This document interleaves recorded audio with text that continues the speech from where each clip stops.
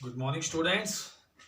तो आज की इस वीडियो में कक्षा 8वीं के हिंदी सब्जेक्ट के पुस्तक बसंत का पाठ 3 बस की यात्रा करने जा रहे हैं। खटारा बस है कोई और उस बस की यात्रा लेखक और उसके 5 मित्र कर रहे हैं।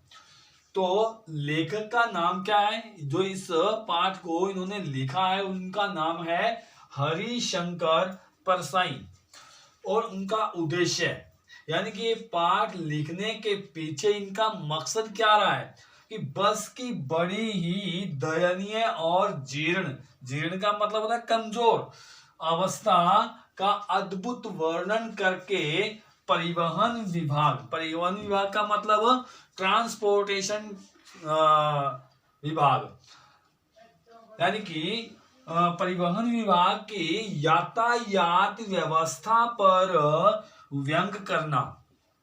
यातायात मतलब जो ट्रांसपोर्टेशन जो है उस सिस्टम पर करारा व्यंग कर रहे हैं, उनका मजाक उड़ा रहे हैं। तो ये एक जो ये लेख लिखा है लेखक ने, ये सारा का सारा हास्यास्पद है यानी कि हंसी मजाक वाला है। इसके अंदर ये जो 5 मित्र हैं, ये एक लेखक है, 4 उसके मित्र हैं, तो ये पांचों जने उस खटारा बस की यात्रा करते हैं। तो उस बस का नजारा कैसा है आप पुस्तक को पढ़ के देखिएगा। इस करने से मेन इसका जो सार है वो मैं अभी आपको पढ़ के सुना देता हूं। तो देखिए, बस की यात्रा नामक पाठ श्री हरिशंकर परसाई द्वारा लिखा गया एक व्यंग्यात्मक और हास्यास्पद निबंध है। इस निबंध में लेखक ने एक पुरानी बस की हालात का अति हास्यास्पद चित्रण किया है। लेखक बताता है कि एक बार उसने और उसके 4 मित्रों ने सोचा कि वे शाम को 4 बजे वाली बस से चलें।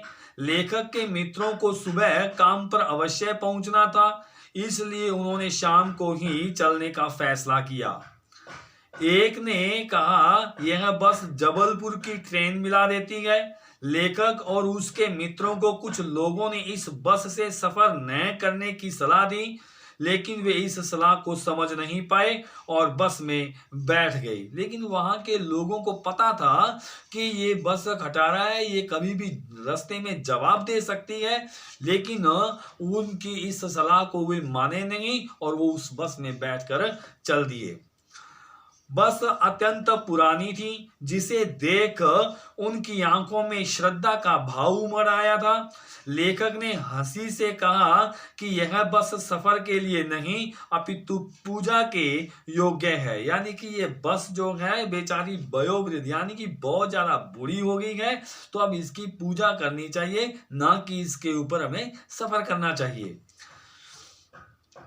तो बस कंपनी के हिस्सेदार भी इसमें बैठे हुए थे, यानी कि बस कंपनी यहाँ जहाँ पे बस बनती है उस बस के जो हिस्सेदार थे, काम करने वाले थे।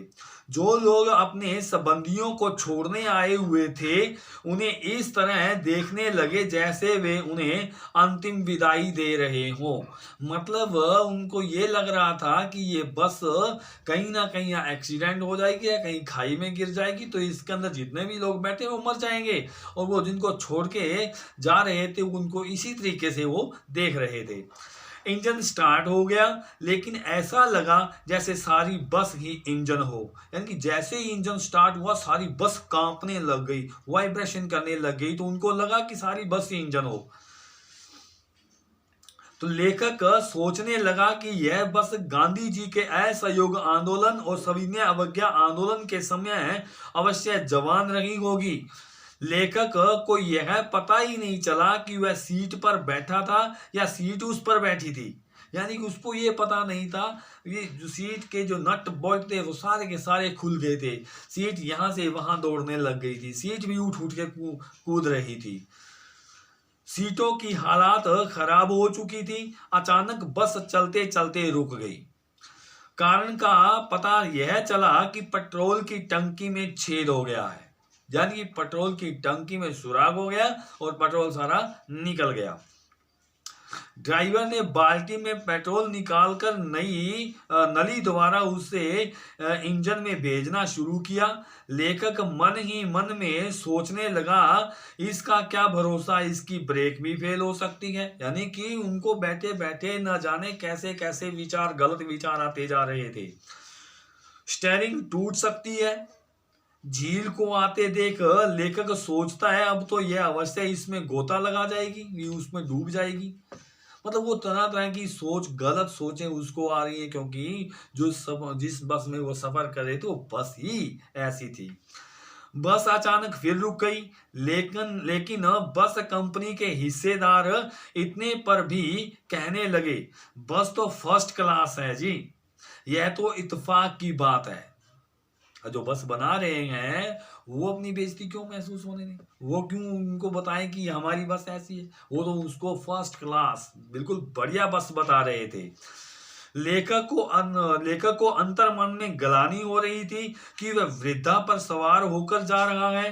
अगर रास्ते में इसका प्राणांत हो गया तो इसकी अंत्येष्टि यहीं करनी पड़ेगी। प्राणांत का मतलब यदि ये मर गई तो इसका संस्कार यहीं कहीं वन में करना पड़ेगा इस बस का।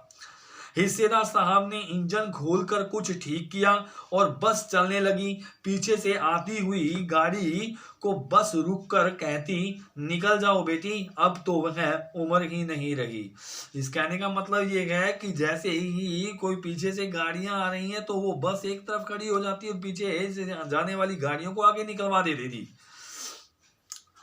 अचानक पुलिया पर पहुंचने पर बस का एक टायर फुस हो गया, यानी कि बस पंक्चर हो गई। अब कठिनाई और बढ़ गई। लेखक और उसके मित्रों ने समय पर पहुंचने की उम्मीद छोड़ दी। अब सब आराम से हंसी मजाक करने लगे। रास्ता रेंगते रेंगते कटने लगा। तो इस तरह से ये क्या है कि परिवहन विभाग पर, यानी कि जो ट्रांसपोर्टेशन कंपनी है उसके ऊपर ये व्यंग किया गया है। तो इसमें लेखक ने यही बताया है कि वो लोगों के जान माल की तरफ कोई ध्यान नहीं देते हैं।